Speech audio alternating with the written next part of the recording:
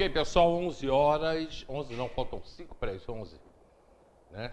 Faltando 5 minutos para as 11 horas, como eu falei na abertura, daqui a pouco o Vanderlei Pérez aqui com a gente, falando sobre a vida de Márcio Catão, quem foi Márcio Catão, a importância dele para Teresópolis e essa perda que a gente teve aí nesse final de semana que foi terrível para todos nós. Bom, eu estou recebendo aqui a Verônica dos Anjos. Eu tenho mais notícia, tá? Ainda tem que falar sobre pré-vestibular, sobre cavalos nas ruas, Fundo do Meio Ambiente, uma minissérie que está sendo gravada em Teresópolis, tudo isso e muito mais até o final do programa. E ainda a Vanderlei, que já chegou, já está aqui com a gente. Estou recebendo a Verônica, que ela é da Academia de Letras do Brasil, e ela ela mesma vai contar, e ela trabalha com desenvolvimento pessoal integral. Aliás, Verônica, o que é isso? Desenvolvimento pessoal integral, perdão. Bom dia, Hélio. Obrigada por me receber aqui.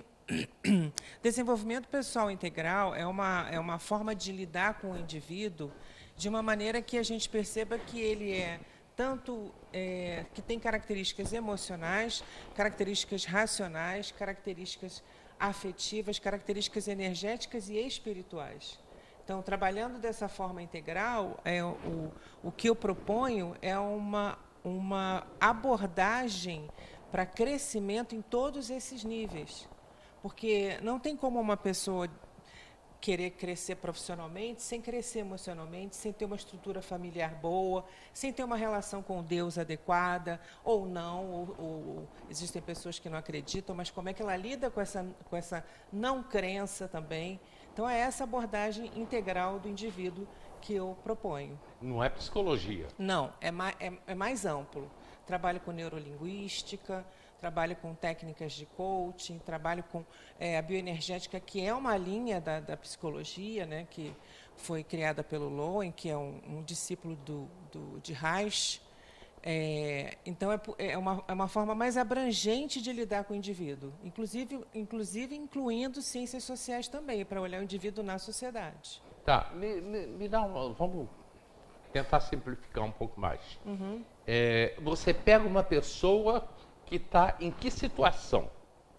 Inúmeras. Pessoas que estão se divorciando e estão infelizes, pessoas que trabalham há muitos anos na mesma carreira e já não encontram sentido para aquela profissão, que querem avançar, querem mudar, mas não sabem como. Pessoas que estão infelizes na sua situação em geral, familiar, e não conseguem resolver os seus dilemas. Pessoas que têm dilemas, inclusive, de relacionamento em âmbito maior, no trabalho, em casa, pessoas que não têm uma capacidade de demonstrar afeto. Existem vários casos, Hélio. E todos esses são incluídos nesse tipo de atendimento. É um atendimento personalizado. Por isso, assim, cada indivíduo é um universo. Então, a pessoa chega e relata para mim qual é a questão que ela tem para trabalhar. E, a partir daquilo, eu monto uma estratégia de crescimento individualizada para aquela pessoa. Ou seja, você vai fazer a pessoa se reencontrar. Exatamente. Ou muitas vezes até se encontrar, né? Exatamente. Pode acontecer isso, Pode a acontecer. pessoa nunca tenha feito o que realmente ela queria. Isso, e é muito comum. É muito comum você ver pessoas seguindo uma carreira que os pais queriam, ou uma carreira que dá dinheiro, mas que ela não está satisfeita, ou vivendo um relacionamento só porque precisa manter uma aparência, ou não tem coragem de dar um grande salto na vida e realizar um sonho, às vezes até de morar em outro lugar. São decisões importantes para manter uma pessoa saudável emocionalmente, integralmente, energeticamente, espiritualmente, emocionalmente, socialmente. Trabalho também com essas questões das habilidades que cada um de nós tem em termos pessoais e as habilidades de relação com o meio também. Isso é muito importante. Você, quando fala espiritualmente, como é que é trabalhar o espiritualmente? Ajudar a pessoa a encontrar qual é a forma que ela mais se afina de se relacionar com algo que é superior a ela. Por exemplo, com Deus? Por exemplo, pode ser qualquer forma que ela dê. Quer dizer, no seu trabalho você coloca Deus. Ou não. Se a pessoa disser, eu não acredito em Deus, mas eu estou com dificuldade de lidar com isso, porque a minha família toda crer em Deus. E eu não estou conseguindo interagir com a família, não estou conseguindo interagir no meio, eu me sinto isolado, eu me sinto perdido. Eu preciso de ajuda para conseguir colocar minha verdade de uma maneira amorosa e continuar vivendo em família, sem me afastar. Também existe essa possibilidade. Tá, você pessoalmente, como é que você coloca Deus nisso aí? A espiritualidade Para mim, na sua vida? na minha vida, é uma forma de referência.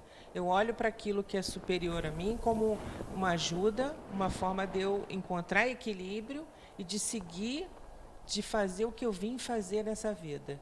Resumindo, Hélio, eu ajudo as pessoas a encontrar o propósito de vida de cada uma delas.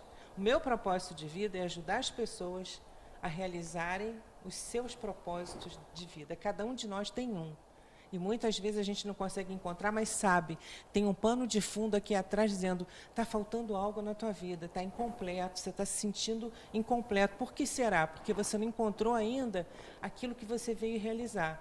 É como numa orquestra, como se a sociedade fosse uma orquestra. Numa orquestra existem vários instrumentos. Se não tiver a flauta, quem toca a flauta, a orquestra vai ficar incompleta. Mas aquela pessoa que toca a flauta, que tocaria a flauta, não sabe que o propósito dela é esse ainda, não conseguiu identificar.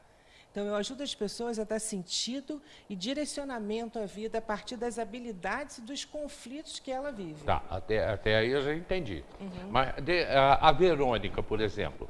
A Verônica é católica, é espírita, é budista, é evangélica. A Verônica é o quê? A Verônica é uma pessoa que crê profundamente em que existe uma inteligência superior que a guia, sem estar vinculada a nenhuma instituição especificamente. Não foi bem isso que eu perguntei. Tá? Eu não perguntei sobre a instituição, mas tudo bem. Eu coloquei espírita, evangélico, católico. Você não tem uma religião. Não. Tá, mas você acredita que existe um Deus, Sim. que existe um Criador? Sim, totalmente. Como é que é isso para você? Isso é maravilhoso. Não. Como é que você acredita? Sim, eu acredito que eu tenho liberdade para me relacionar diretamente com esse ser superior. E nessa relação, é uma relação de intimidade direta em que eu consigo realizar isso em qualquer lugar que eu queira. Perfeito. Basta me concentrar, basta pedir. E aí eu me sinto absolutamente livre para me relacionar com esse ser que eu amo da maneira que eu quero, da maneira que satisfaz a minha natureza. Isso te dá uma certa vantagem, conversando com as pessoas que você atende, se a pessoa for evangélica, católica, espírita, como você tem uma visão mais ampla da coisa, digamos assim. Perdão. Como você tem uma visão mais ampla, então te dá uma certa facilidade para você conversar. Exatamente. Eu não coloco limites nem barreiras. Isso, para mim, é fundamental na vida. Para uma vida com excelência, uma vida em plenitude, as barreiras e os limites são impedimentos. Então, eu não coloco nenhum impedimento de crença nas pessoas que eu atendo. Isso é parte do conjunto daquela pessoa, e eu, quando atendo a pessoa, eu atendo aquele conjunto de crenças, de sentimentos e de não crenças também. É mais ou menos isso, né? Não sei se está muito claro. Não, tá bom, tá claro, tá dando para entender. E quando a pessoa chega para você e fala assim, olha, eu sou espírita, mas eu estou insatisfeito e quero ser católico, acontece isso? Acontece. Acontece pessoas que dizem também, eu estou casado e não estou satisfeito, mas não consigo me ver fora do casamento. Eu ia chegar lá. Acontece tudo isso. Eu trabalho há 30 anos, sei lá, 20 anos numa empresa, sou uma pessoa bem-sucedida, ganho bem, mas não estou feliz. E aí? E esses são os dilemas que a gente enfrenta. E aí eu tenho que olhar para esse conjunto que é essa pessoa e tentar identificar com ela, não sou eu que vou dizer, eu vou ajudá-la a encontrar o caminho que é mais adequado para ela nesse momento. Sem nenhuma loucura, sem nenhuma radicalidade, tudo dentro de uma condução que leva à conciliação e à pacificação interna e externa. Esse é o propósito assim da vida de todos nós. Conciliar e pacificar internamente para externamente viver uma vida mais pacífica. Porque não existe paz externa se internamente existem só conflitos. Não é o meu caso em nada. Tá? Eu sou uma pessoa completamente resolvida na vida, graças a Deus. E consegui levar a minha vida para isso. Mas você deve encontrar muita gente com conflitos. Muitos. Pais com filhos, pais com mães, familiares, trabalho, um monte, assim, infinito. Coisas que às vezes eu nem imagino, questões sexuais, inclusive. Eu acho que hoje, depois da pandemia, Hélio, a gente está enfrentando um outro mundo e um outro ser humano. Isso é verdade. Então, as pessoas não estão mais aguentando lidar com as suas inquietações. Isso está levando a comportamentos, às vezes, até agressivos, comportamentos que não se adequam a nenhuma norma existente, porque a pessoa já olhou para a vida dela depois de 2 anos de pandemia e disse, tá, isso aqui não faz mais sentido para mim. Onde é que eu estou? O que eu quero fazer? O que me deixa feliz? Por que eu estou infeliz? E é mais ou menos isso, né? É esse o caminho.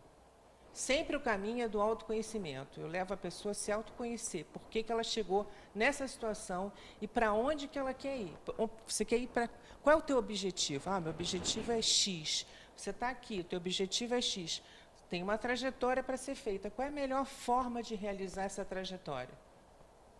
E aí ela mesma vai, com a minha ajuda, identificando os passos que precisam ser dados. Eu vou complicar um pouquinho esse nosso bate-papo. Tá bom. Eu vim de uma época em que, na escola, por exemplo, no colégio, tinha o magro, o baixo, o alto, o gordo,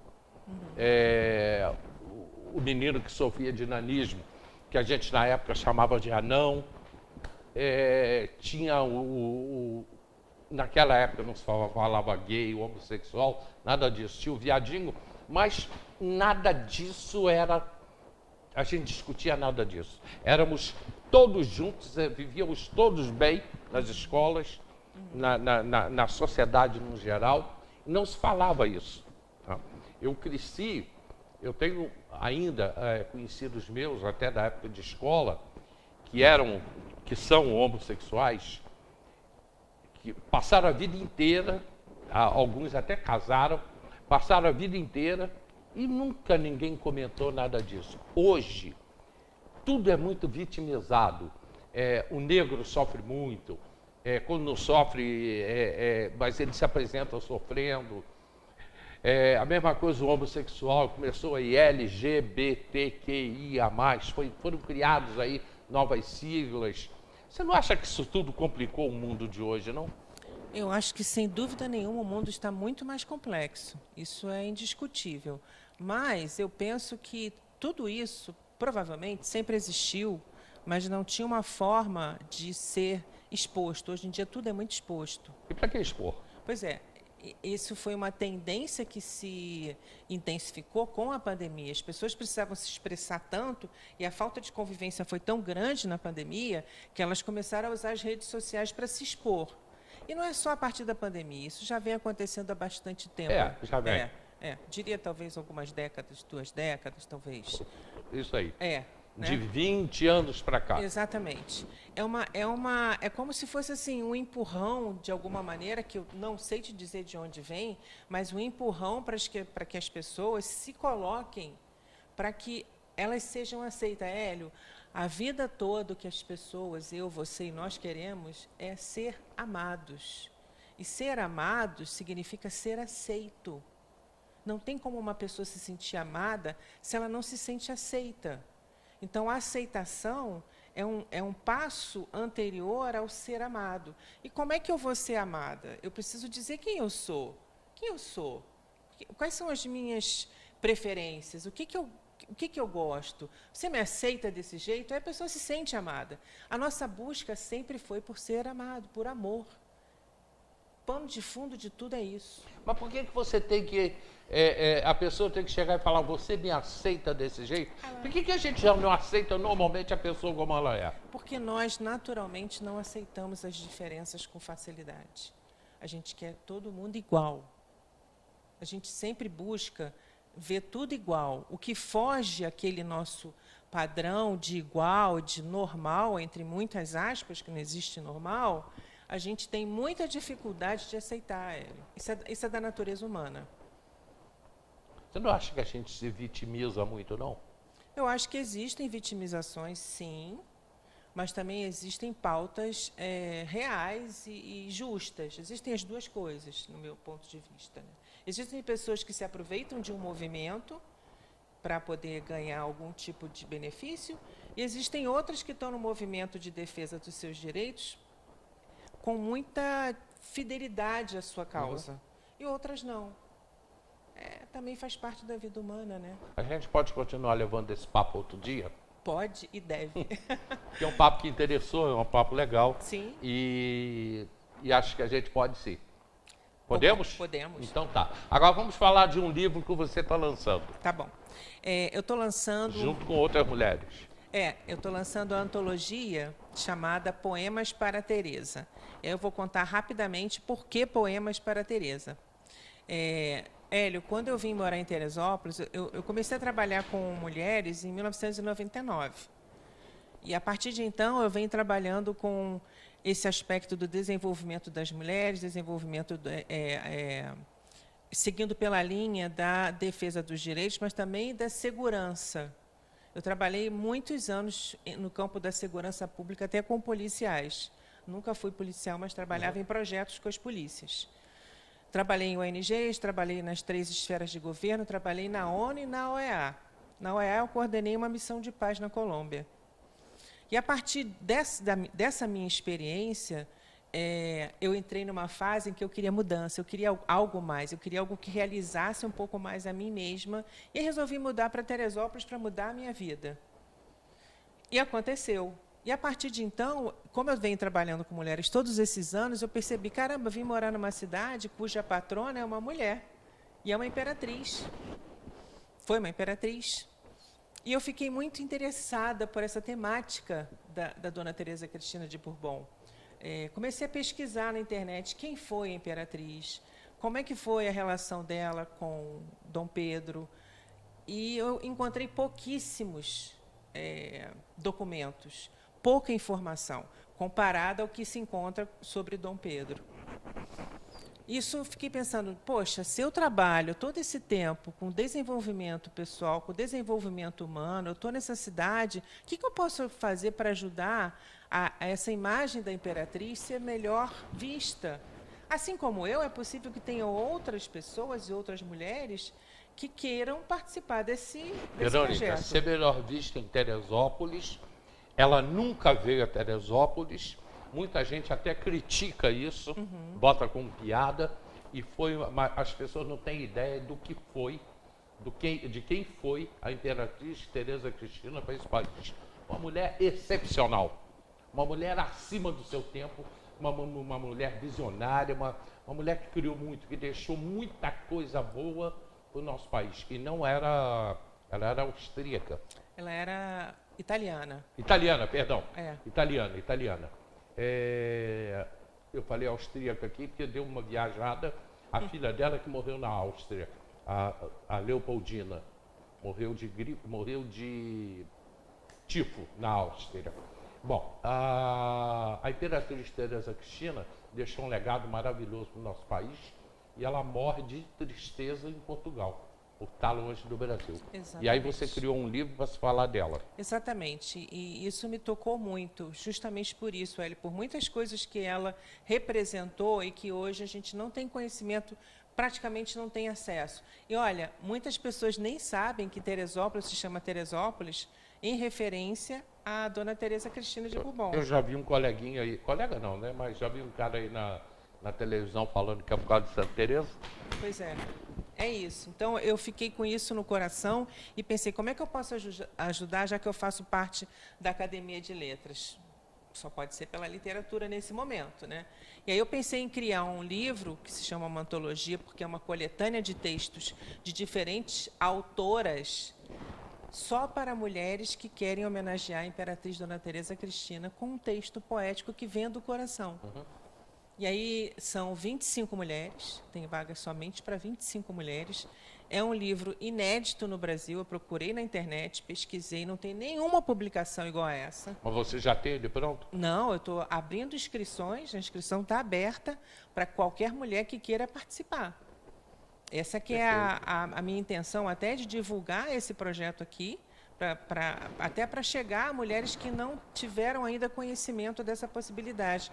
Porque, Hélio, tem muita gente que gostaria de escrever e acha que não é capaz. Então, essa é a oportunidade de escrever um texto poético para estar numa antologia, ser eternizado numa obra literária que nunca aconteceu igual no Brasil. Perfeito. Olha só, Verônica, meu tempo com você está esgotado. Só que os pena. dois assuntos me interessam. Tá bom. Eu já quero marcar com você para agora, em fevereiro, você voltar aqui ao programa. Perfeito. Podemos? Agradeço demais. Então tá. Ela volta aqui ao programa para a gente bater. A gente vai ter 2 papos para a gente falar. Falar não só sobre o livro que ela quer fazer, né? Falando sobre a Imperatriz Teresa Cristina, pena que são só mulheres, senão eu também escrevi lá, ia nada. E também falar sobre o trabalho dela que achei muito interessante. Verônica, muito obrigado. Obrigada, Hélio. Ok? Eu vou para o comercial rapidinho, a gente está de volta. 2643-4497, Super Gasbras.